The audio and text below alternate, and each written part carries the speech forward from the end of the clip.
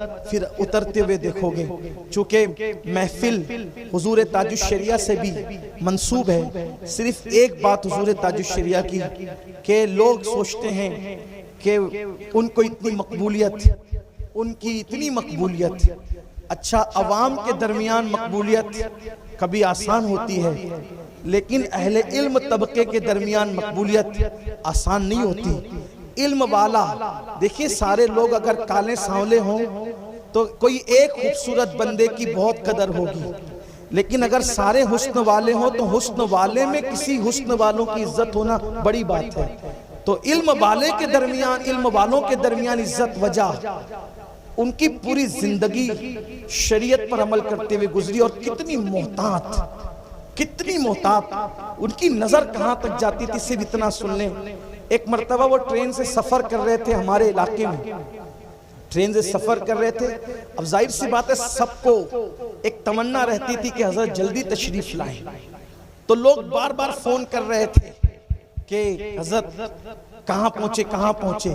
خادموں کو فون کیا جا رہا تھا، صحیح جواب مل نہیں پا رہا تھا. تو کسی قریبی مرید نے ڈائریکٹ حضرت کو فون کیا، حضرت کہاں پہنچے؟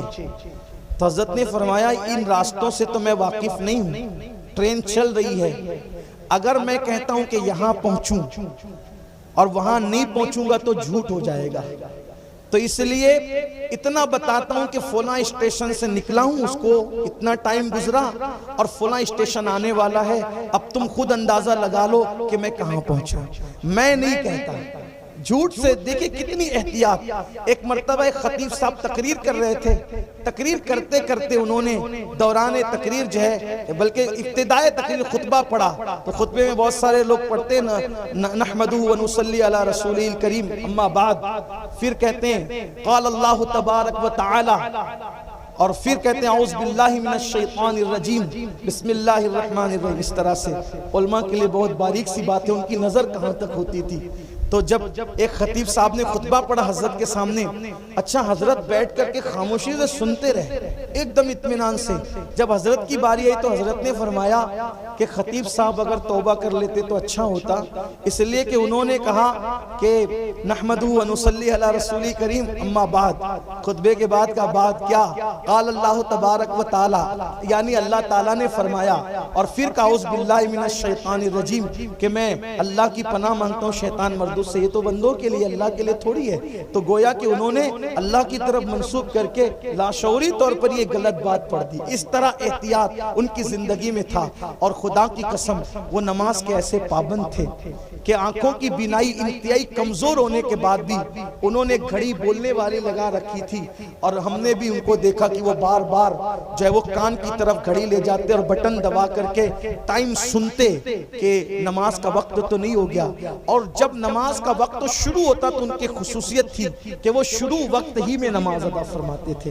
اس طرح ان کی زندگی شریعت مطہرہ کی پابند تھی. اسی لیے ان کے چلے جانے کے بعد بھی لوگوں کے دل میں ان کی محبت کی شمع جل رہی ہے. اور جب تک انشاءاللہ چاند و سورج نکلتے رہیں گے، اختر رضا کا یہ اختر اپنی پوری تاب و توانائی کے ساتھ افق سنیت پر چمکتا رہے گا. اس لیے کہ اللہ نے ان کو وہ تقوی عطا کیا تھا. اور اب علامہ عمر نظامی حکم فرما رہے کہ میں بولوں، لیکن میں بول چکا، بہت دیر سے بول رہا تھا. اور چونکہ میری عادت ہے کہ جب ہمارے قائد، ہمارے امیر تشریف لاتے ہیں تو میں ان کے سامنے کوئی گفتگو نہیں کرتا. میں لوگوں سے کہتا ہوں کہ بزرگوں کے سامنے جن سے کچھ سیکھتے ہیں ان کو سبق سناتے ہیں، ان کے سامنے تقریریں تھوڑی کی جاتی ہے. تو اس لیے اب اس خطیب کی باری ہے. علمہ پور والے انٹرنیٹ کی دنیا نے مٹھی میں دنیا کو کر رکھا ہے. ایسا نہیں کہہ سکتے کہ کون کس کو نہیں جانتا، کون کس کو جانتا ہے. اب دنیا سب ایک دوسرے کو جانتے ہیں کہ دنیا مٹھی میں آ گئی ہے. آپ نے انٹرنیٹ، حضرت پہلی بار آئے ہیں شاید، لیکن انٹرنیٹ کے ذریعے سے آپ نے حضرت کے خطابات سنے ہوں گے اور بہت خوبصورت خطاب.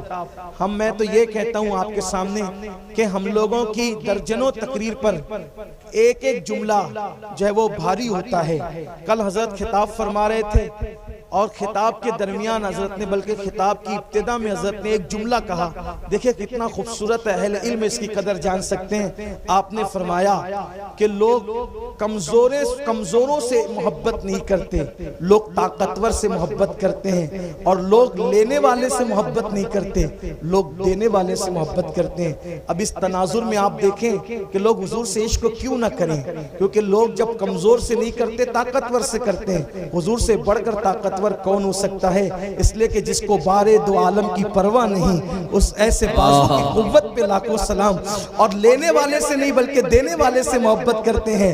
حضور سے بڑھ کر دینے والا کون ہے؟ میرے کریم سے گر قطرہ کسی نے مانگا، دریا بہا دیے ہیں، در بے بہا دیے ہیں، کون دیتا ہے دینے کو منہ چاہیے، دینے والا ہے سچا ہمارا نبی۔ تو ایسے خطیب آج ہمارے درمیان ہیں، لیکن اس کے لیے ایک سنجیدہ ماحول چاہیے۔ میں گزارش کرتا ہوں، آپ سنجیدگی سے سنی رہے تھے، بہت سنجیدگی سے اچھے سے سن رہے تھے، میری گزارش ہے مزید سنجیدگی بنائے رکھیے اور حضرت کا خطاب سماعت کیجئے، آخری تک سنیے، اور انشاءاللہ اس کے بعد اگر آپ حضرات کسی شیخ کے کسی پیر سے مرید نہیں ہوئے اور مرید ہونا چاہتے ہیں تو حضرت سلسلہ قادریہ برکاتیہ نوریہ کے شیخ طریقت بھی ہیں، تو آپ حضرات اخیر میں مرید ہونے کا شرف بھی حاصل کر سکتے ہیں۔